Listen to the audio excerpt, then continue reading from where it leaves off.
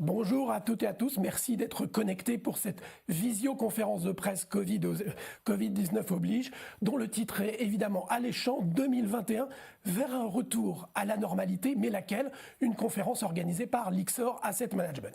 Je me présente, je m'appelle Olivier Provost, je suis directeur associé de l'agence Rumeur Publique et ancien rédacteur en chef de La Tribune, et nous allons avoir pour répondre à cette question passionnante deux invités de marque. Nous aurons Jeanne Asseraf-Biton qui est responsable mondiale de la recherche marché de Lyxor Asset Management, et nous aurons Florence Barjou qui est Chief Investment Officer de Lyxor Asset Management. Mesdames, bonjour. Bonjour Olivier. Bien. Alors, je répète la question qui est au centre de cette conférence de presse. 2021 vers un retour à la normalité, mais laquelle? Il ne vous aura pas échappé que les derniers mois ont été évidemment très agités, pas seulement sur les marchés d'ailleurs, cette crise sanitaire, économique, sociale, mais aussi les réactions des banques centrales, les réactions des gouvernements, la recherche de vaccins. Bref, tout cela a évidemment impacté l'activité sur les marchés. Et nous allons voir avec Jeanne Asseraf-Biton et avec Florence Barjou les conséquences macro, micro, et puis évidemment les conséquences sur les allocations et sur les portefeuilles. On va commencer tout de suite avec vous, Jeanne Asseraf-Biton, si vous le voulez bien, responsable mondiale de la recherche marché. Jeanne, est-ce que vous pouvez nous dresser, on a une vingtaine de minutes ensemble, nous dresser ce portrait macro et micro de notre planète, dans cette fin d'année 2020? Oui, écoutez, je voulais commencer par les très bonnes nouvelles, à savoir d'abord les traitements. Parce qu'on parle beaucoup des vaccins, mais il y a eu des améliorations très importantes en termes de traitement. C'est ce qui est dépeint ici sur cette première slide. Je ne passerai pas beaucoup de temps parce que ce n'est pas tout à fait mon domaine, mais il est quand même important de le noter. Alors ensuite, ce qu'on voit sur la slide suivante, eh bien, ce sont quelques-unes des avancées majeures en termes de traitement.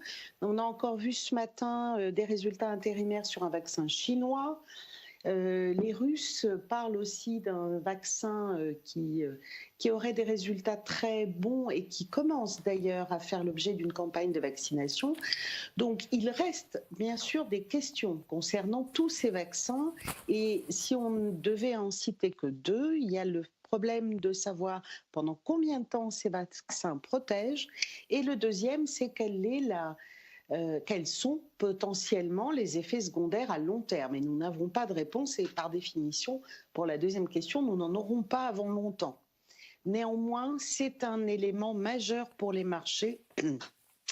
Et nous considérons que ça change la donne radicalement sur les marchés. Alors, ça ne veut pas dire, et c'est ce qu'on voit en slide suivant, qu'il n'y a pas de sacré challenge logistique.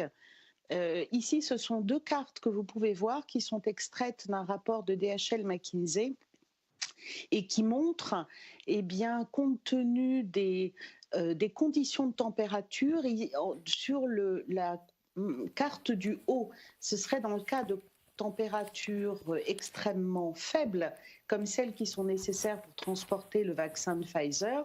Dans la carte du bas, il s'agit de températures ou d'exigences de température beaucoup plus classiques.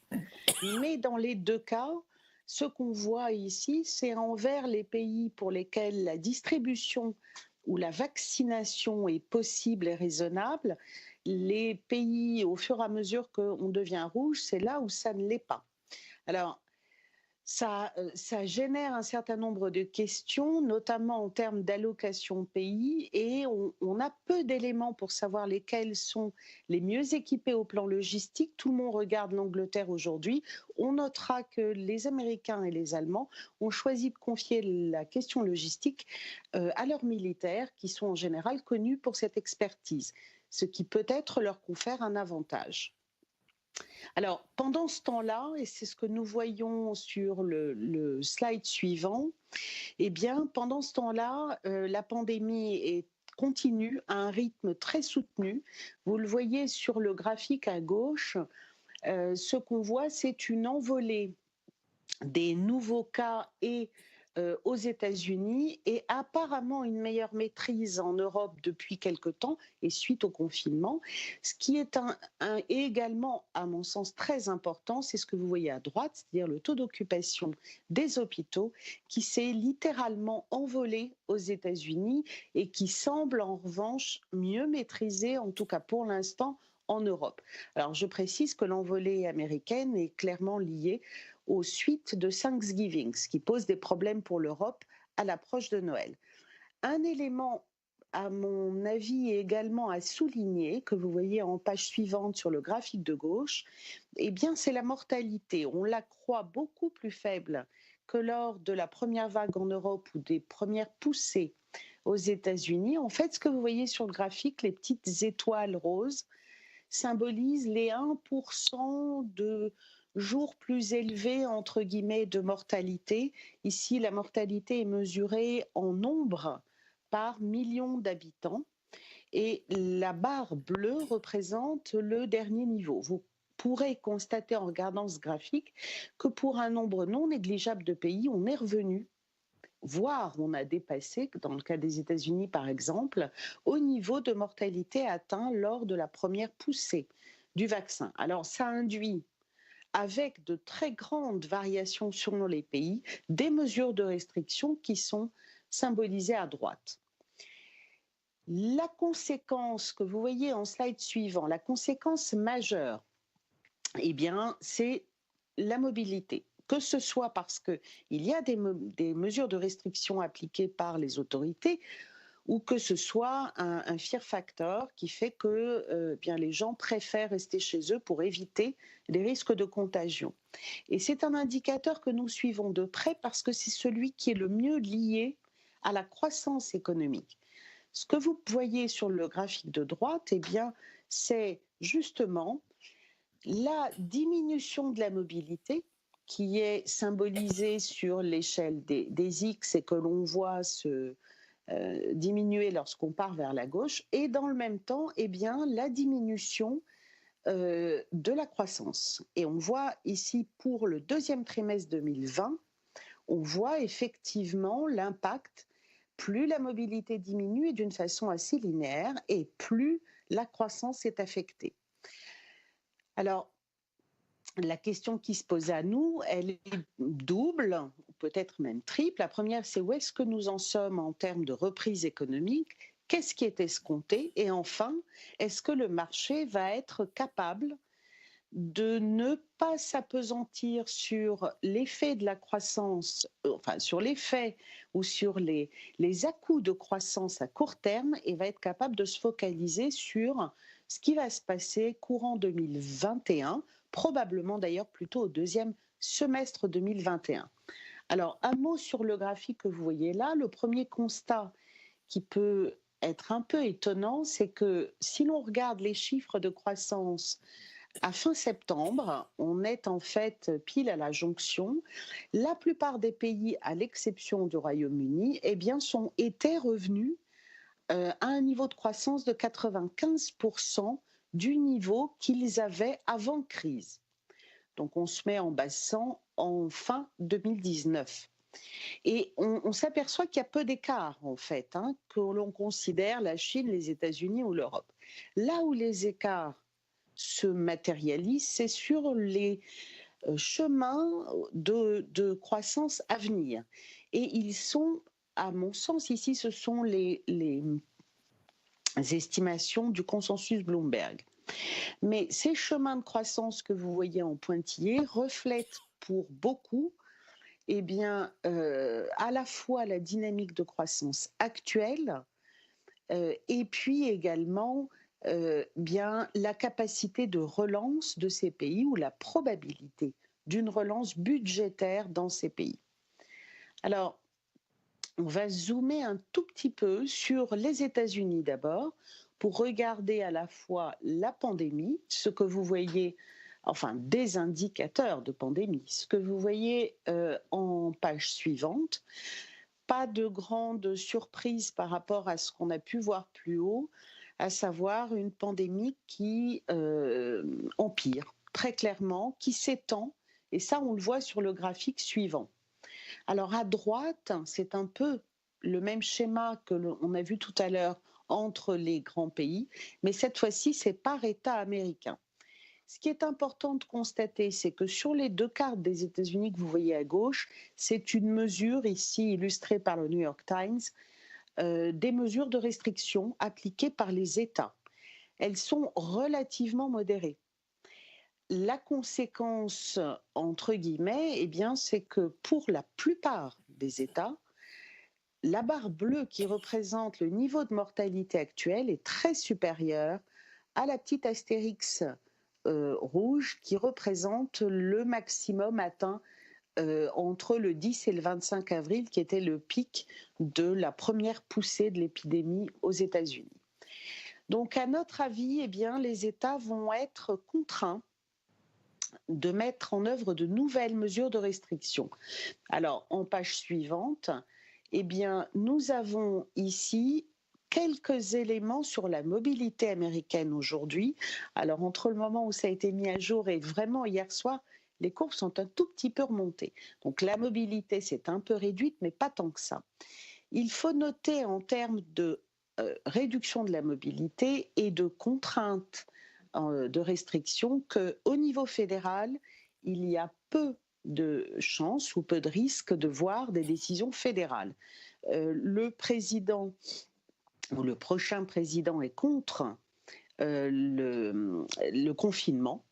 Et même pour ce qui est de mettre en œuvre une obligation fédérale de porter le masque, eh bien, elle pourrait être disputée en cours, enfin légalement, et du coup, ils préfèrent travailler avec les gouverneurs.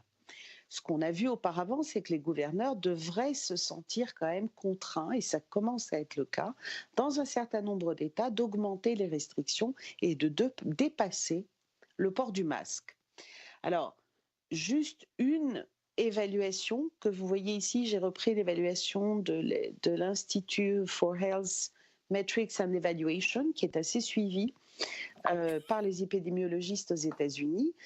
Si les gouverneurs ne changent pas grand-chose, ils évaluent que la totalité des morts Covid depuis le début de la crise et d'ici au 1er avril atteindrait ou dépasserait 500 000 morts aux États-Unis.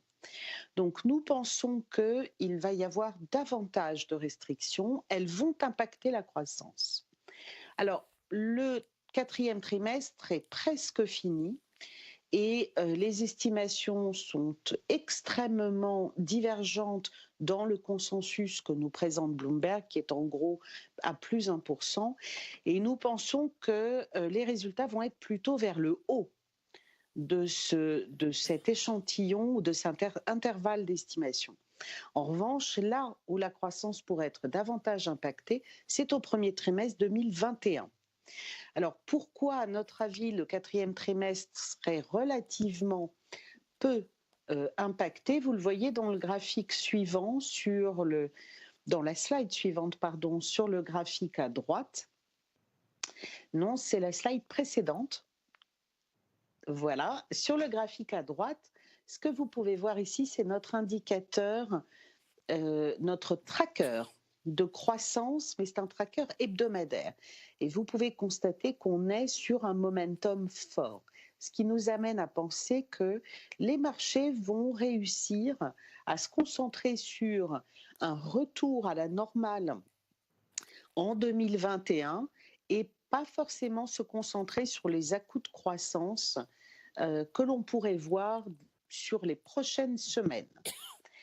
L'autre élément, il fait le discussion quasiment tous les jours dans la presse, et vous le voyez sur le graphique suivant, et bien sur la slide suivante, à gauche, eh bien c'est le fait qu'il y a des discussions qui pourraient donner un résultat imminent pardon, sur une relance budgétaire aux États-Unis. Apparemment, les discussions sont en voie de finalisation pour une relance de plus de 900 milliards de dollars, et elle pourrait être votée d'ici la fin de l'année, avec une mise en œuvre rapide qui permettrait d'éviter un à-coup trop fort de l'activité au 1er trimestre 2021 avec la disparition de certaines mesures. La Fed également reste très vigilante sur les risques que le Covid ou la Covid-19 font peser sur la croissance. Un petit mot sur l'inflation américaine. La dynamique de croissance est suffisante, c'est ce que vous voyez sur le slide suivant, et on le voit avec à la fois des éléments sur la façon dont les entreprises voient leur capacité à relever les prix, mais aussi sur les prix de l'immobilier qui représentent un poids important dans l'inflation cœur aux États-Unis. Les deux sont repartis à la hausse et nous font penser qu'avec les effets de base du prix du baril, eh bien, on a au moins à court terme devant nous un peu plus d'inflation aux États-Unis. C'est également un élément un peu rassurant. Ça n'est pas l'image, si vous passez 2 slides plus tard, ça n'est pas du tout l'image que nous avons en Europe. Alors, en un mot d'abord, ici, ce sont les indicateurs d'enquête qui nous donnent une idée de la confiance. Alors, à gauche, il s'agit de la confiance des entreprises, à droite de celle des ménages. Ce sont des indicateurs critiques pour ce qui est de la dynamique d'activité. Alors, bien sûr, les mesures de restriction ont leur impact et elles vont continuer de peser sur la croissance. En même temps, si vous regardez le slide suivant, on a une lueur d'espoir importante puisque, et on l'a déjà souligné tout à l'heure, l'épidémie paraît mieux maîtrisée depuis les confinements ou diverses mesures de restriction. Alors, vous le voyez ici sur un indicateur à gauche que j'aime bien, qui est le taux de tests positifs, qui est un indicateur clair de la dynamique de l'épidémie ou de sa virulence. Et à droite, eh bien, c'est le nombre de cas par pays. On voit que les nombres de cas diminuent. Alors, peut-être pas suffisamment selon certaines normes, surtout en France, mais en tout cas, ils sont relativement mieux maîtrisés. Attention, Noël arrive, on a vu l'impact de Thanksgiving aux États-Unis, on peut craindre une remontée des cas une fois les fêtes de fin d'année passées, ce qui probablement conduirait à de nouvelles mesures de restriction en début d'année prochaine. Donc ça, c'est quelque chose à surveiller de très près en fonction des indicateurs de mobilité et de l'épidémie que l'on suit quotidiennement pour le coup. Les prévisions que vous voyez en page suivante sont à nouveau celles du consensus. Vous voyez qu'il y a eu une révision relativement importante et récente sur la reprise française au premier trimestre liée à la fin du confinement. Néanmoins, nous disons attention, dans ce que nous constatons, c'est un momentum de reprise qui pourrait ne pas être à la hauteur au premier trimestre de ce qu'a été la baisse de l'activité au quatrième trimestre. L'autre élément qui nous manque cruellement en Europe, eh bien, c'est le fameux plan de reprise, les 750 milliards qui sont toujours en attente d'être votés et qui pourraient ou auraient pu, même en termes de confiance de marché, aider. Là, en revanche, eh bien, le plan tarde et on n'attend pas au mieux de dépenses effectives ou de mise en œuvre effective avant le deuxième semestre 2021. Alors la BCE, et on en saura plus cette semaine, reste très inquiète des risques de croissance, des délais quant à la mise en œuvre d'un plan de relance et on attend des mesures. Alors, on va voir si la BCE arrive à nous surprendre, mais des mesures de soutien pour tenter de tenir l'activité. Pas de surprise en page suivante pour ce qui est de l'inflation ou même des pressions inflationnistes dans l'eurozone. Elles sont plutôt orientées à la baisse. Alors on aura là aussi des effets de prix du baril qui vont un peu tirer les quelques mesures à très court terme, mais les tendances de fond restent orientées à la baisse, voire au mieux une stabilisation sur des niveaux extrêmement bas. La conclusion, on va dire, et qui me permettra de passer la main à Florence, c'est de réaliser que ce qu'on a pu voir depuis le début du mois de novembre, c'est une levée d'incertitude.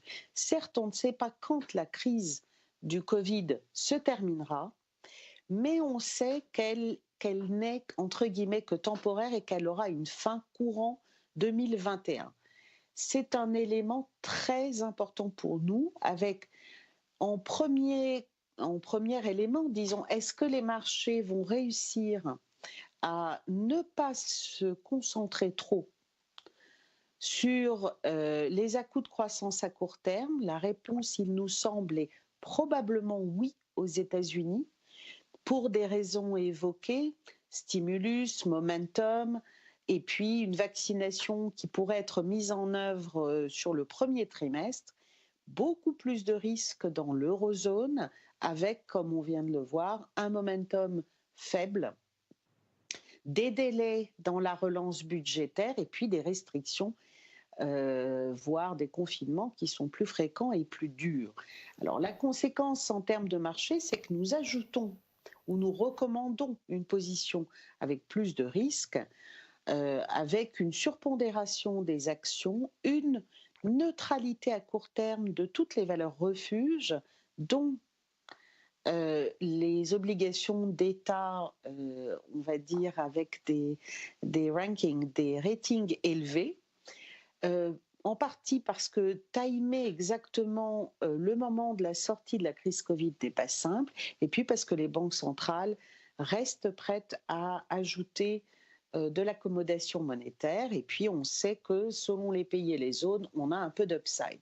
La dernière question sur laquelle Florence va revenir avec plus de détails, c'est la question de la grande rotation qui consiste à passer des valeurs de croissance très appréciées pendant la crise à des valeurs value très décotées pendant cette crise. Donc cette grande rotation, de notre point de vue, va prendre du temps, et c'est justement le temps intermédiaire, de temps de transition pendant lequel la Covid-19 risque de continuer à impacter la croissance, et le temps pendant lequel on verra des réponses des politiques.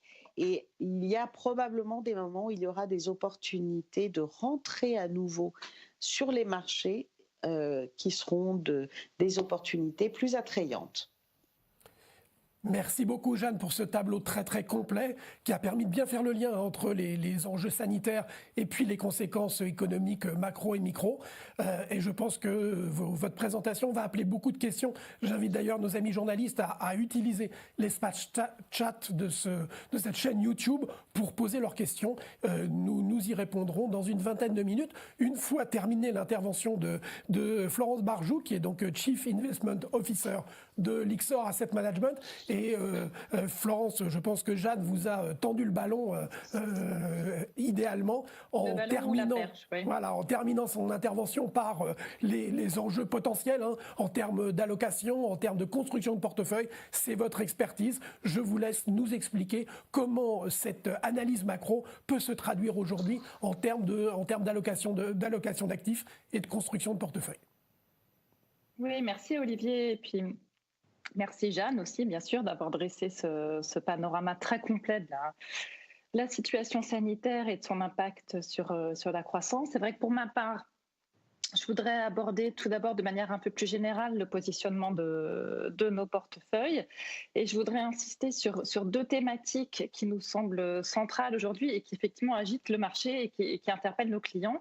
Et donc tout d'abord, Jeanne l'a dit, le repositionnement éventuel sur les stratégies cycliques et de type value. Et puis ensuite, dans un contexte pour 2021 qui est malgré tout un contexte de normalisation, s'interroger malgré tout sur l'impact à long terme de la crise. Donc si on commence par le premier slide, donc si on prend un peu de recul, Jeanne a commencé à l'évoquer, et nous semble que le contexte actuel offre quand même un soutien assez important pour les actifs risqués. Bien sûr, on a des dépenses publiques qui sont très fortes, donc des actions gouvernementales qui sont significatives. On avait eu le Whatever It Takes de Mario Draghi. Nous avons aujourd'hui le quoi qu'il en coûte d'Emmanuel Macron, et ça c'est vrai évidemment aussi dans d'autres pays. Du côté des banques centrales, des politiques monétaires qui sont très accommodantes et qui le resteront pendant longtemps, tout simplement parce que dans un contexte de dette publique très élevée, les banques centrales ont aujourd'hui les mains liées, puisque toute hausse des taux d'intérêt viendrait évidemment peser sur la soutenabilité publique. Elle détériorerait d'ailleurs aussi l'environnement pour les entreprises et pourrait provoquer des faillites en cascade. Donc on a des banques centrales aujourd'hui dont l'objectif n'est plus uniquement l'inflation ou la croissance, mais aussi la stabilité du système financier, et ça les force, pour l'instant en tout cas, à maintenir des taux qui sont très très bas. Du côté de la croissance, effectivement, à court terme, l'impact négatif des restrictions sanitaires, et on s'attend bien sûr à des statistiques et à des données économiques qui vont surprendre à la baisse en Europe en fin d'année, probablement aux États-Unis en début d'année prochaine. Mais notre point de vue, c'est qu'effectivement, les marchés qui actualisent évidemment les flux de revenus futurs vont être capables de s'intéresser en priorité à la lumière au bout du tunnel, en fait, qu'apporte l'amélioration des traitements et bien sûr, évidemment, les vaccins. Jeanne l'a dit, les vaccins sont game changers et nous pensons que les marchés vont pouvoir se focaliser sur le retour de la croissance en 2021 et ignorer les aléas négatifs que nous aurons à court terme. Autre élément qui nous semble important quand nous positionnons nos portefeuilles, c'est le positionnement du marché. Et ce positionnement du marché, il est aujourd'hui encore défensif. Sur le slide suivant, vous avez pour le retail américain les flux dans les fonds actions et dans les flux, dans les fonds monétaires. Et ce que vous constatez, c'est qu'en dépit du rallye equity que nous avons connu depuis le point bas du marché cette année, en fait, les flux sur les actions sont négatifs pour le retail américain et qui se sont portés en priorité vers des fonds très défensifs, type fonds monétaires. Donc cette image-là, très défensive, ce qui est intéressant, c'est qu'elle est vraie aussi pour la gestion en professionnel. Du côté des fonds systématiques, typiquement tout ce qui est CTA ou tout ce qui est Rix Parity, on a des expositions qui sont en deçà des moyennes historiques. Et pour ce qui est de la gestion discrétionnaire, on voit effectivement la sensibilité au marché augmenter, mais on n'est certainement pas dans un environnement de complaisance où le marché au global serait surpositionné sur les actifs risqués. En conséquence, on considère qu'il y a encore un peu de place de ce côté-là. Sur le slide suivant, un élément qu'on aime bien regarder aussi, évidemment, c'est l'incertitude. C'est l'incertitude présente et l'incertitude future. Évidemment, vous savez que les marchés détestent l'incertitude et on sort en fait d'une période assez longue où on a eu des éléments d'incertitude qui étaient importants, qu'il s'agisse bien sûr de la guerre commerciale entre les États-Unis et la Chine. Le Brexit, on espère avoir un peu plus de visibilité à court terme avec des négociations qui s'approchent de la deadline, les élections américaines qui ont été un facteur d'incertitude et évidemment la crise qui est liée au virus de la Covid. Et pour 2021, on attend un environnement qui sera beaucoup plus visible et on voit que le marché joue cela aussi avec un VIX qui est en train de repasser en dessous des 20 et donc qui revient vers des niveaux qui sont beaucoup plus normaux et qui annoncent effectivement, on l'espère, cette normalisation l'année prochaine. Sur le slide suivant, nos principales convictions en termes de positionnement. Donc Jeanne le disait, nous repondérons aujourd'hui les actions dans nos portefeuilles. Nous avons bien en tête qu'à court terme, on pourrait avoir des nouvelles encore négatives sur le front de la crise sanitaire, évidemment aussi sur le front de la croissance, mais nous considérons que nous avons suffisamment d'éléments fondamentaux positifs pour pouvoir mettre en place une exposition qui est plus positive pour l'année prochaine. Et d'ailleurs, nous la mettons en place et nous l'avons mise en place dès l'annonce des vaccins, tout simplement parce que nous pensons qu'il vaut mieux se positionner aujourd'hui, en dépit de l'existence encore de risques que de courir après le rallye demain. Donc, repondération des actifs risqués, avec notamment à court terme des paris sur les zones un peu plus cycliques comme l'Europe et comme le Japon. Le fait que nous ayons davantage de visibilité nous conduit dans nos portefeuilles à réduire l'exposition aux valeurs refuges, donc typiquement les actions souveraines, le dollar et l'or. Alors évidemment, nous ne voyons pas les taux courts bouger, mais on peut s'attendre quand même l'année prochaine à une légère remontée des taux longs. Mais cette pontification, il faut bien dire, restera très modeste et très contenue de par le discours et les actions encore très accommodantes des banques centrales. Sur le crédit entreprise, nous étions surpondérés pendant une grande partie de l'année et nous passons à neutre, non pas parce que nous sommes négatifs sur la classe d'actifs en tant que telle, mais parce que nous attendons davantage de rendement sur les actions et que nous préférons faire de la place dans nos portefeuilles pour les actions au détriment du crédit. On a, comme je disais, des taux longs qui vont remonter un tout petit peu, des spreads qui sont déjà très comprimés et potentiellement quand même, il faut bien le garder en tête, probablement des faillites qui seront un peu plus importantes l'année prochaine. Ce positionnement de marché long risque, il faut bien le dire aujourd'hui, il est relativement consensuel et on voit bien pourquoi. Ce qu'il est un peu moins, et là j'ai l'impression que le marché n'a pas encore complètement tranché, c'est le positionnement sur les valeurs cycliques ou typiquement sur la value. Sur le slide suivant, vous voyez pourquoi c'est important en fait, de se poser cette question, tout simplement parce qu'au cours des années récentes, et ça s'est accéléré évidemment avec la crise de la Covid, la structure de marché a évolué de manière assez dramatique.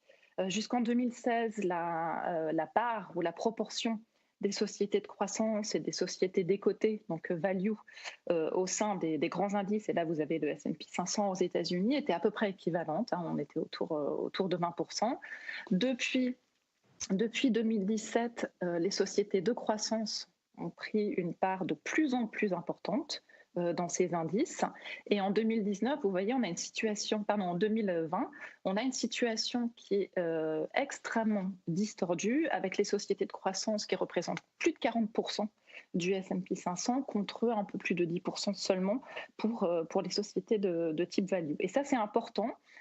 C'est important quand vous construisez vos portefeuilles, typiquement parce que si vous surpondérez la value et si vous prenez un biais fort en faveur de ces stratégies, implicitement, vous avez un pari qui est significativement actif par rapport au portefeuille de marché. Et on voit bien quand on a des rotations sectorielles, on a eu l'exemple très récemment lors de l'annonce du vaccin Pfizer, les mouvements de marché peuvent être très importants et vous pouvez avoir des mouvements dans vos portefeuilles qui sont massifs au regard du portefeuille de marché. Donc c'est vraiment quelque chose à garder en tête quand on construit ses portefeuilles. Sur le slide suivant, on se pose évidemment la question de pourquoi revenir vers les valeurs cycliques et pourquoi revenir vers la value aujourd'hui. Tout simplement parce que on le constate bien depuis 2008. Les sociétés de type croissance ont significativement surperformé non seulement le marché, mais aussi bien sûr la value. Alors on sait d'où cela vient, évidemment, c'est la part importante des sociétés technologiques dans les sociétés de croissance, et ces sociétés qui ont bénéficié, bien sûr, de la modification de nos comportements de consommation et de production. L'environnement de taux bas qui a joué aussi, puisque les sociétés de croissance sont des sociétés que vous achetez parce que justement elles ont des bénéfices futurs attendus qui sont importants et non pas parce qu'elles sont décotées. Et quand vous actualisez ces bénéfices avec des taux d'intérêt qui sont bas, évidemment la valeur présente du flux de bénéfices futurs est d'autant plus attractive aujourd'hui. Donc cette surperformance, elle a été boostée radicalement par la crise de la Covid et on a aujourd'hui une situation où l'écart de performance, vous voyez, même sur un an, est de l'ordre de 35% entre les sociétés de croissance et les sociétés de type value. Et tout gérant normalement constitué, quand il voit ce type d'écart, se demande évidemment s'il a intérêt à jouer la normalisation et s'il ne faut pas qu'il se repositionne sur la value pour profiter d'un resserrement éventuel de cet écart de performance. Sur le slide suivant, Sur le slide suivant, vous avez les rapports des multiples entre les sociétés de croissance et les sociétés value. Donc ce graphique raconte à peu près la même chose que le graphique précédent, hein. On voit le renchérissement relatif des sociétés de croissance par rapport aux sociétés value, avec des sociétés de croissance qui sont aujourd'hui sur les indices larges de l'ordre de 30% plus chères que les actions value. Ce qu'on voit aussi cependant, c'est que cette normalisation, elle s'est déjà amorcée et elle s'est accélérée d'ailleurs, hein, elle a été massive depuis l'annonce des vaccins. Et donc toute la question aujourd'hui, c'est de savoir, est-ce qu'on est plutôt dans un environnement de type 2016, où effectivement il y a encore un peu de jus, mais où l'essentiel du mouvement est derrière nous, ou est-ce qu'on est à l'aube d'une inversion de la tendance long terme et qu'on va plutôt revenir vers un rapport des multiples qui serait celui que l'on a connu en 2010. Alors pour répondre à cette question, sur le slide suivant, on a quelques outils, notamment des outils d'analyse historique, hein, puisqu'on a quand même certaines constantes dans l'analyse des cycles économiques et des cycles de marché. Et ce qu'on sait, c'est que dans un cycle normal, les actions de croissance, donc les actions de haute qualité, qui ont un bêta faible au marché, qui ont une profitabilité élevée, ces actions sont des actions qui ont tendance à surperformer le marché quand nous sommes en période de ralentissement, voire en période de crise. Ensuite, lorsqu'on est en phase de reprise et de sortie de récession, généralement c'est là qu'il faut venir investir les valeurs cycliques, donc typiquement la value, mais aussi en règle générale, les sociétés de petite et de moyenne capitalisation. Ce qui nous semble intéressant aujourd'hui, c'est que justement, on n'est pas du tout dans un cycle typique. Effectivement, on sort de récession, mais cette récession, elle n'a pas du tout été provoquée par un cycle endogène, hein, avec le cycle typique qui est celui d'une surchauffe, d'un surinvestissement, d'une banque centrale qui agit en montant les taux pour contenir les pressions inflationnistes et qui génère donc la récession. Là, absolument pas, hein. On a eu un choc qui était un choc exogène, et ce choc exogène, il est venu impacter l'économie à un moment où probablement on était plutôt dans le cadran en haut à gauche.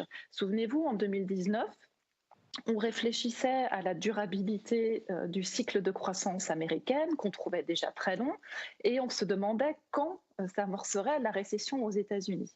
Donc le choc de la Covid est venu nous impacter à un moment où on était plutôt en train de se dire, voilà, la prochaine étape, ça va plutôt être le ralentissement. Donc tout ça pour montrer que le cadre dans lequel on raisonne n'est pas un cadre standard et que le retour à la normalité ne doit pas forcément s'analyser avec des outils traditionnels. Sur le slide suivant, si on réfléchit justement à l'environnement dans lequel on va devoir évoluer au cours des années futures. Jeanne le disait, récession importante évidemment en 2020, retour de l'activité de manière cyclique l'année prochaine, mais ensuite, on converge vers un environnement de croissance qui est, il faut bien le dire, très modeste. Donc si on dresse le portrait de ce qui nous attend à plus long terme, on a des croissances qui sont relativement faibles, un environnement où la dette, vous le voyez sur le graphique de droite, la dette publique est évidemment très élevée, il en va de même pour la dette des entreprises, et un environnement où les taux longs remontent peut-être un peu, mais où cette hausse des taux reste très contenue. Donc si on analyse ces événements, cet environnement à long terme, ce ne sont pas des éléments qui nous incitent à repondérer de manière durable la value. Au contraire, ce qu'on fait aujourd'hui dans nos portefeuilles, c'est effectivement à court terme revenir vers un positionnement qui est très diversifié, c'est-à-dire qu'on rebascule à court terme sur un positionnement neutre sur la value et les valeurs cycliques, alors que nous étions très sous-pondérés auparavant. Mais en tout cas, nous considérons qu'il est vraiment prématuré pour se positionner pour le retournement de la tendance long terme qui a vu les sociétés de croissance surperformer de manière importante le marché. Sur le slide suivant, je voudrais passer un peu de temps sur les conséquences à plus long terme de la crise. Nous l'avons vu, nous allons vivre dans un environnement de croissance relativement modeste, avec des taux d'intérêt qui vont être très bas pendant très longtemps. Donc effectivement, on a sauvé l'économie aujourd'hui, mais cela va se faire au prix de rendements anticipés futurs pour les classes d'actifs traditionnelles qui vont être plus faibles que ce que nous avons connu au cours des années passées. Pour illustrer ça, sur le tableau, vous voyez qu'au cours des 30 dernières années, nous avons connu sur le marché actions, alors là, on parle du MSCI World, des performances qui étaient de l'ordre de 8%. Sur les obligations souveraines, des performances qui étaient proches de 5%. Et en conséquence, si vous gérez un portefeuille diversifié, vous obtenez, avec une volatilité qui est relativement réduite, de l'ordre de 8,7, un rendement sur les 30 dernières années de 6,4%. Sur les 10 prochaines années, on s'attend à quelque chose de beaucoup plus contenu, donc des performances du marché action de l'ordre de 4,5. Sur les obligations, bien sûr, quelque chose de beaucoup plus faible, autour de 1%. Donc là, je vous ai mis à titre illustratif les performances et la volatilité d'un portefeuille 90-10. Mais vous voyez bien que même si vous investissiez l'intégralité de vos avoirs sur le marché action, vous n'arriveriez pas à générer des performances d'un portefeuille diversifié qui ont été obtenues au cours des 30 dernières années. Et cette performance réduite s'accompagnerait de risques et donc d'une volatilité beaucoup plus importante. Alors bien sûr, on a des alternatives, bien sûr, on a des outils qui nous permettent d'aller chercher de la performance ailleurs. Parmi ceux-ci, on peut citer bien sûr les primes d'illiquidité, donc le positionnement sur des stratégies qui sont illiquides. C'est ce que font déjà de manière importante les grands acteurs institutionnels en se portant vers le private equity et bien sûr aussi vers la dette privée. Pour les particuliers, sur les stratégies qui sont plus liquides, les stratégies de gestion alternative nous semblent intéressantes, tout simplement parce qu'elles permettent de s'exposer à des primes de risque qui ne sont pas des primes de risque traditionnelles et qui sont non directionnelles. Et en termes de style de gestion, et ça je voudrais l'illustrer sur le slide suivant, la gestion flexible, notamment quand elle est combinée avec des stratégies de couverture dynamique, nous semble particulièrement intéressante. Et je conclurai sur ce slide avec un message qui se veut assez optimiste, puisque ce slide, il me semble, permet de montrer que même si tendanciellement les espérances de rendement sur les classes d'actifs traditionnelles sont plus faibles, le fait de ne pas mettre en œuvre une stratégie buy and hold, mais de gérer les portefeuilles dynamiques, permet quand même de générer la performance, parce qu'il faut bien avoir en tête que pour un gérant actif, la volatilité représente des opportunités. Vous le voyez ici, vous avez le MSCI Europe avec donc saucissonné, si on peut dire, avec les performances annuelles et la perte maximum par année. Si on prend l'exemple, par exemple, des années 2014, 2015 ou 2016, on a des performances annuelles sur les marchés actions qui sont relativement atones, mais avec des pertes maximales qui sont assez importantes et qui offrent de facto des points d'entrée qui sont intéressants. Donc pour conclure, je dirais que oui, l'environnement évidemment sera un peu plus, avec des performances attendues, plus contenues que ce que nous avions sur les 30 dernières années, mais que la performance d'une gestion active et flexible bien mise en œuvre continue, on l'espère, de rester très intéressante. Parfait. Merci Florence, là aussi très complet. Je pense qu'on a eu une vision extrêmement claire et du coup on a évidemment les premières questions qui arrivent. Alors notre conférence était dirigée vers 2021, mais on a une première question qui concerne 2020 et je vous la pose. Une journaliste nous demande si on devait découper cette année 2020 en séquences, en épisodes, quel serait-il et comment qualifier plus globalement l'année 2020 sur les marchés selon vous deux? Alors, moi, je dirais qu'il y a 3 grandes séquences. La première, évidemment, c'est le choc initial de la Covid avec un effondrement des marchés. Deuxième séquence, l'implication très forte des banques centrales et des gouvernements pour soutenir le marché et les économies. Et donc là, rebond des marchés actions, concomitant néanmoins avec un effondrement de la croissance. Troisième phase, c'est celle de l'annonce des vaccins, de l'espoir de normalisation qui est suscité pour 2021 et des possibilités qui sont ouvertes aujourd'hui pour un environnement beaucoup plus serein l'année prochaine. Jeanne, vous voulez vous aussi se livrer à ce petit exercice de rétroviseur, de revisiter 2020 en épisode, ou vous estimez que... Oui, je pense que Florence a décrit les grands événements de 2020. J'en rajouterai peut-être un, parce que c'est intéressant de voir que le moment où les marchés remontent en novembre, c'est un peu avant les vaccins. C'est le moment où on n'a pas encore de certitude sur les résultats des élections américaines, mais où il semble bien que la grande vague bleue dont les sondages avaient parlé ne va pas avoir lieu, où le scénario qui se dégage est celui de Biden président avec soit une très courte majorité au Sénat, soit un Sénat qui reste républicain.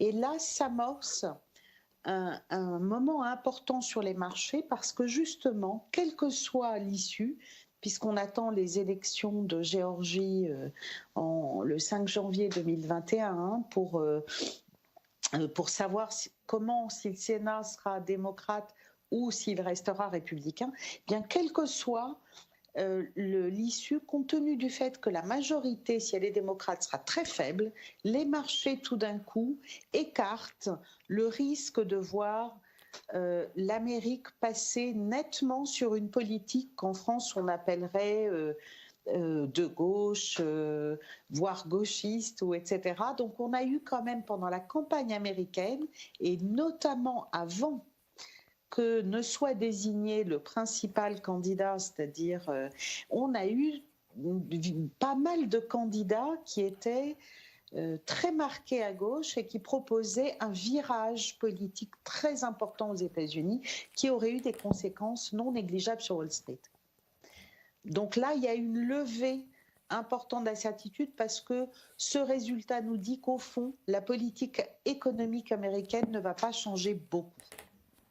Merci beaucoup, Jeanne. Florence, une question pour vous sur un aspect très important de votre intervention, qui était la question sur les arbitrages entre valeurs grosses et valeurs value, et notamment un journaliste qui veut savoir, d'une part, que vous confirmiez que vous, aujourd'hui, votre analyse est plutôt sur une surpondération aujourd'hui des valeurs value, avec une question sous-jacente qui est, est-ce que du coup, vous nous annoncez la fin du boom des valeurs technologiques qui ont évidemment été dopées par cette période de Covid-19? Alors, tout est une question de mesure. C'est-à-dire que dans les portefeuilles, nous étions très sous-pondérés sur la value pendant une grande partie de l'année et donc surpondérés sur les valeurs de croissance. Et ce que nous faisons aujourd'hui à court terme, c'est effectivement repondérer la value, mais nous n'allons pas jusqu'à une surpondération. Nous pensons que ce qui est opportun aujourd'hui, c'est d'avoir un positionnement qui est diversifié. Donc, de mettre au même niveau les expositions sur la value et sur la croissance, parce que nous attendons justement une poursuite un peu court terme de cette normalisation cyclique. Et c'est vrai que l'environnement de référence pour nous reste plutôt ce qu'on a vu en 2016, plutôt que ce qu'on avait vu en 2010. Donc, tout ça pour dire qu'on joue de manière tactique une repondération de la value dans les portefeuilles jusqu'à un neutre, tout simplement parce qu'on ne veut pas avoir de biais importants sur ce segment-là dans les portefeuilles aujourd'hui. Mais en revanche, on considère qu'à long terme, les valeurs de croissance, donc évidemment la question sous-jacente, c'est est-ce que les grandes valeurs technologiques aux États-Unis ont encore de beaux jours devant elles? Nous considérons que cette tendance de long terme n'est pas encore remise en cause. Donc oui, les valeurs de croissance apparaissent, et notamment les GAFA, apparaissent comme étant chères, mais nous ne remettons pas en cause le mouvement haussier sur ces valeurs-là. Une question très technique, je pense qu'elle est encore pour vous. Quelle est votre stratégie de couverture dans le cadre de la gestion flexible dont vous nous avez parlé tout à l'heure? Oui, alors ce que nous faisons dans nos portefeuilles, ce sont des implémentations de ce que nous appelons des overlays, et donc typiquement des stratégies de couverture dynamique que nous mettons en œuvre à base d'options. d'options, donc des puts sur grands indices listés, qu'il s'agisse des actions européennes ou des actions américaines, avec des ajustements dynamiques sur les différents strikes. Donc typiquement les niveaux auxquels l'option donne droit de vendre le marché. Merci Florence. Jeanne, une question pour vous, une question qu'on porte un petit peu sur ce qu'on appelle le signe noir. Un journaliste vous demande quel potentiel événement pourrait faire office de choc sur les marchés en 2021. Ouais, il y en a toujours beaucoup et la caractéristique des signes noirs, c'est qu'en général, on ne peut pas les prédire. Mais bon, je vais quand même essayer de me livrer à l'exercice. J'aurais dit qu'il peut y avoir des chocs de nature un peu différentes. Le plus évident, ce serait qu'un des vaccins s'avère avoir des effets à 3 mois ou à 6 mois, néfastes bien entendu, des effets secondaires qui du coup interrompent les vaccinations, etc. L'autre élément, parce que nous n'avons pas, qui concerne aussi tous les éléments de vaccin, parce que nous n'avons pas d'éléments probants là-dessus dans les études, dans les premiers résultats que nous avons vus. Donc l'autre élément, ce serait que, en fait, les résultats de ces vaccins sont basés sur les gens qui présentent des signes d'infection qu'on a donc testés, mais ils ne donnent pas d'éléments sur les personnes qui auraient été vaccinées mais seraient asymptomatiques. Et on ne sait toujours pas si vacciner et asymptomatique empêche effectivement la transmission. Donc on n'a pas d'éléments sur cette question-là. Donc on pourrait s'apercevoir qu'en fait, ça n'empêche pas la progression. Donc ça, la contamination, ça ce sont des éléments qui sont typiquement des éléments sur la crise du Covid. On va dire que dans les autres éléments, il y en a un qui nous semble relativement peu probable. Eh bien, c'est le Brexit. Ce serait pas une bonne nouvelle. C'est pas non plus un signe noir parce qu'on n'arrête pas d'en parler. Mais je ne pense pas du tout que les marchés l'escomptent aujourd'hui. Donc, ce serait une très mauvaise surprise. Après, écoutez, je manque de pessimisme, donc je n'ai pas beaucoup d'autres idées de catastrophes. Alors, il y a toujours les catastrophes naturelles, enfin, etc. Mais bon. Mesdames, une question d'actualité maintenant. Nous savons que la BCE se réunit demain. Est-ce qu'il faut en attendre quelque chose? Et si oui, quoi, à votre avis? Bien, écoutez, la BCE a déjà prédit, entre guillemets, ce qu'elle allait faire. Elle allait faire beaucoup, de façon justement à pallier à la fois les délais regrettables de son point de vue sur la mise en œuvre d'une relance budgétaire, mais également essayer de pallier l'impact du Covid sur l'activité. Donc tout ce qui va être mesure de soutien de l'activité. On attend probablement une augmentation de l'enveloppe de quantitative easing, probablement aussi des actions sur les TLTRO, au travers desquelles on essaye de faciliter le financement de l'économie. Et puis, d'aucuns spéculent sur le fait qu'elle va quand même essayer de surprendre, mais elle a beaucoup laissé entendre déjà dans le marché. Donc, pas beaucoup en ce qui me concerne. Je ne sais pas ce que tu penses, Florence, mais beaucoup de risques, de surprises, on va dire, dans les marchés. C'est vrai que la BCE a pris l'habitude de préannoncer en partie ces discussions. Et c'est vrai que probablement l'élément qu'on peut invoquer aussi, qui doit peut-être la préoccuper, c'est effectivement l'activité, tu l'as dit, Jeanne, mais aussi le renchérissement de l'euro qu'on a vu s'accélérer au cours des dernières semaines. Et c'est vrai que le biais accommodant de la BCE ne peut être que renforcé par cette évolution de la parité relative entre l'euro et le dollar. Merci Florence. Jeanne, un petit focus américain maintenant. Nous avons des questions qui portent sur deux phénomènes qu'on peut estimer concomitants, les tensions actuelles entre la Fed et le Trésor américain, et puis les risques de fiscal cliff, à un moment de possibilité pour les États-Unis de se retrouver dans cette situation de crise budgétaire et fiscale. Quelle est votre analyse sur ces tensions américaines à quelques semaines de la passation de pouvoir? Écoutez, plutôt constructive sur les deux aspects. Le premier qui concerne les tensions entre la Fed et le Trésor. en fait, eh bien, le Trésor a refusé de prolonger un certain nombre de facilités, il appelle facilities, hein, donc facilité backstop de la Fed, et a demandé à la Fed de retourner les 455 milliards inutilisés au Trésor. Alors, ce que la Fed a fait d'ailleurs. Et dans ce cadre-là, eh bien, il faudra un vote au Parlement pour que ces facilités donc soient à nouveau relancées. Alors, c'est un point important de ce qu'on appelait le Fed Put, hein, c'est-à-dire l'espèce de filet de protection que la Fed a mis en place, eh bien, se trouve impacté par la disparition de ce recours. Mais ça ne devrait pas prendre trop longtemps à la nouvelle secrétaire d'État au Trésor, qui va être Janet Yellen, eh bien, de convaincre le Congrès de voter une loi pour remettre en place ces facilités qui sont là pour aider au financement des entreprises pour la plupart. En fait, oui, les 4 facilités concernent le financement des entreprises, des municipalités. Donc, a priori, la nomination de Janet Yellen va aider. Elle va aider dans les rapports entre le Trésor et la Fed, indéniablement. Elle a ses entrées très clairement à la Fed pour en avoir été gouverneur. Le deuxième aspect concerne le fiscal cliff, et là, je dirais que l'essentiel du risque se focalise sur 2 programmes qui étaient des programmes qui venaient supplémenter les indemnités chômage. Au 26 décembre, ces programmes s'achèvent et a priori, ils représentent à peu près 1% du revenu des Américains. Et s'ils s'arrêtent effectivement le 26 décembre, en gros, un think tank américain relativement intéressant prédit 12 millions d'Américains sans aucune indemnité.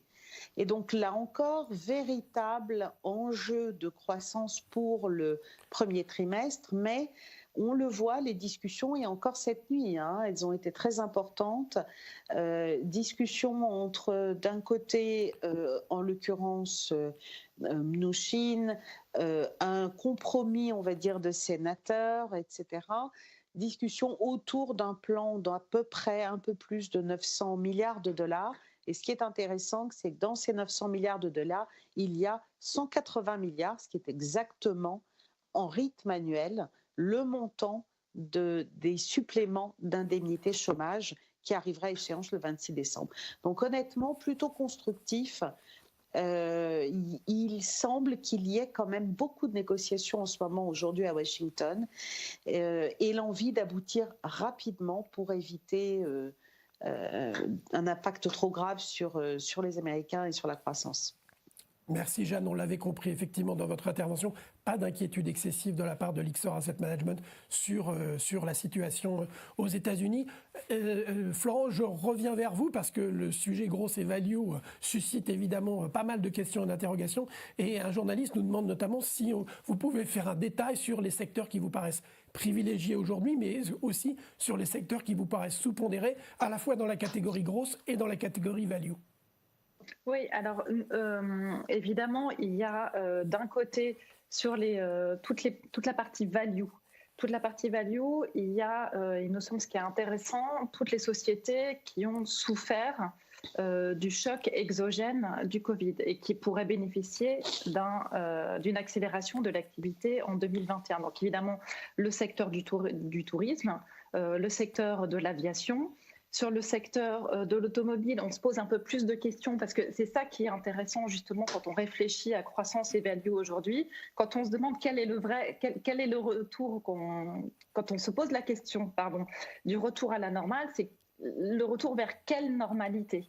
Et typiquement, le secteur de l'automobile est un très bon exemple puisque la crise de la Covid a aussi été l'occasion, et donc ça on aurait pu en parler longuement aussi, d'une réorientation du marché vers l'ESG, qui est quand même un des éléments distinctifs si on regarde l'année 2020, la réorientation massive des flux financiers vers des thématiques vertes, type ESG, type soutenabilité, type climat.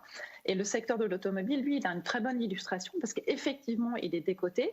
Donc, il devrait rebondir avec le rebond de l'activité à court terme, mais il est aussi confronté à un changement structurel du modèle d'activité qui frappe ces entreprises-là. Donc, il faut savoir distinguer simultanément les entreprises, mais qui ont un business model qui est encore adapté justement à l'environnement actuel, de celles qui sont handicapées, les pétrolières par exemple, l'énergie sont un très bon exemple aussi. Évidemment, il y a un rebond cyclique, mais il y a durablement des pressions qui font que ce secteur devrait rester dans une situation difficile. Donc au sein de la value, il y a quand même pas mal de, je dirais le facteur discriminant, ça va être d'analyser le rapport entre le côté positif qui va être apporté par le retour de la croissance et le rebond cyclique, et puis des déterminants structurels qui vont être un peu plus pesants et un peu plus négatifs. Et sur la croissance, j'imagine que la question c'est de savoir est-ce que les grandes techs peuvent continuer à progresser. Oui, enfin les changements de mode de consommation qui ont été accélérés en 2020, il nous semble qu'ils devraient perdurer, et ce sont des entreprises qui ont énormément de cash, qui ont des bénéfices qui, quoi qu'il en soit, croissent de manière rapide, et donc ce sont des entreprises qui devraient rester achetées par le marché. Merci Florence. Jeanne, une question à 1000 milliards de l'heure, si j'ose cette expression, sur évidemment le sujet de l'inflation. Est-ce que vous voyez venir ou pas un retour de l'inflation, et est-ce qu'il est possible de parler de normalisation tant que nous n'aurons pas ce phénomène de reflation qui est espéré par beaucoup? Oui, c'est une question très centrale à moyen terme, puisque effectivement, c'est la question à quelle norme, quelle normalité revenons-nous? Est-ce qu'on revient à la normalité d'avant la crise du Covid, ou est-ce qu'on revient à une normalité d'avant la crise de 2008, dans laquelle on avait un peu plus d'inflation? Et c'est une question critique au vu de ce que Florence montrait tout à l'heure, qui est l'endettement des États, puisqu'on sait que le retour à l'inflation que les banquiers centraux recherchent, enfin à l'inflation, pas un dérapage, mais à plus d'inflation, est un élément critique pour arriver à absorber l'excès de dette qu'on accumule à une vitesse grand V. Alors, les éléments, a priori aujourd'hui, on a la technologie qui reste un facteur à long terme extrêmement important pour booster la productivité et donc empêcher un retour de l'inflation durable à long terme, mais on a un certain nombre de barrières à long terme qui sont tombées, notamment orthodoxie budgétaire, orthodoxie monétaire, et une des choses qu'il nous faudra évaluer, mais à mon sens plutôt dans 2-3 ans, c'est est-ce que la crise du Covid a eu un impact important sur l'offre? Et quand je dis ça, j'inclus 2 éléments en particulier, c'est-à-dire que on l'évoquait aussi, il va y avoir davantage de faillites. Donc c'est une réduction d'offres, d'un point crucial qui pourrait susciter davantage de capacité pour les entreprises à augmenter les prix, parce qu'il y aurait une concurrence moindre. On a vu également qu'avec ces 2 crises successives, 2008 et aujourd'hui, eh bien, il y a une remise en cause du libre-échange et qu'il y a un certain nombre de pays qui sont en train de rapatrier leur capacité de production. Donc la concurrence mondiale est un peu moins forte. Mais l'autre élément qui est difficile, c'est que cette crise a une mortalité qui est très déformée selon l'âge. Et on pourrait envisager que d'ici la fin de la crise, il y ait une certaine déformation démographique qui soit liée à la mortalité importante dans les couches de population les plus âgées. Alors, plus la population vieillit, plus on est sur une tendance déflationniste. À l'inverse, un rajeunissement de la population a une influence inflationniste à long terme. Mais là, effectivement, il faudra attendre que cette crise soit terminée et qu'on en voit, s'il y en a, un impact sur la démographie. Jeanne Florence, 2 dernières questions pour finir, une très sérieuse, l'autre qui vous allez le voir est beaucoup plus souriante. Première question pour vous Florence, comment concilier le fait que vous nous avez expliqué avec Jeanne qu'on va vers une période de réduction du risque et vous conseillez dans votre allocation de reprendre du risque? Comment expliquer cette apparente contradiction? Je pense qu'il s'agit juste d'une question de temporalité. C'est-à-dire que Jeanne l'a vraiment très bien expliqué. Les risques à court terme, ils sont relativement bien connus. Ils sont liés à la détérioration de la situation sanitaire et aux mesures de restriction d'activité qui sont déjà imposées en Europe, qui vont probablement l'être davantage et qui vont être accrues probablement aux États-Unis. Donc on sait que les statistiques économiques à court terme, et peut-être pendant le premier trimestre encore aux États-Unis, vont nous décevoir et vont faire état d'un ralentissement de la croissance. Mais ce qu'on sait aussi, c'est que les vaccins, puisqu'il y en a plusieurs, nous permettent, et des campagnes ont commencé déjà au Royaume-Uni notamment, de venir vacciner donc en priorité les personnes à risque, et que tout ceci devrait nous permettre de retrouver une activité normale, on va dire, à partir de la fin du premier ou du deuxième trimestre de l'année prochaine. Et le rôle des investisseurs, notamment quand ils achètent des actions, c'est vraiment de s'intéresser à l'ensemble du flux des bénéfices futurs. Et en conséquence, les marchés devraient être capables d'ignorer cette volatilité à court terme, d'autant qu'elle est très bien anticipée, et vraiment de se repositionner sur le rebond attendu l'année prochaine. Merci Florence. Jeanne, je termine par vous avec un sourire parce que tous les internautes ont remarqué le poster de Bob Marley qui est derrière vous. Et du coup, l'un d'entre nous nous pose cette question qui est finalement assez intéressante. Il nous demande si, à votre avis, 2021 va être plutôt une année reggae ou une année rock'n'roll. Écoutez, je pense que ça risque quand même d'être une année rock'n'roll au début, puis j'espère qu'au fur et à mesure, ça deviendra une année reggae. Voilà. Mais plutôt rock'n'roll, je suis désolée. Merci beaucoup. On va remercier vraiment très chaleureusement nos 2 intervenantes, Jeanne Asseraf-Bitton, qui est donc responsable mondiale de la recherche marché de Lyxor Asset Management, et puis Florence Barjou, qui est notre Chief Investment Officer de Lyxor Asset Management. Merci beaucoup, mesdames, pour vos interventions très complètes et qui ont suscité beaucoup de questions. On se retrouvera en 2022. Peut-être pour une nouvelle visioconférence, mais ce qu'on espère aussi, ce sont de se retrouver physiquement en conférence de presse avec les journalistes en face à face. C'est tout le mal que l'on peut se souhaiter. D'ici là, Lyxor Asset Management et l'ensemble de ses équipes vous souhaitent évidemment de passer une très bonne fin d'année, de très bonnes fêtes, et vous souhaitent par avance déjà une excellente année 2021. Merci de votre attention et à bientôt.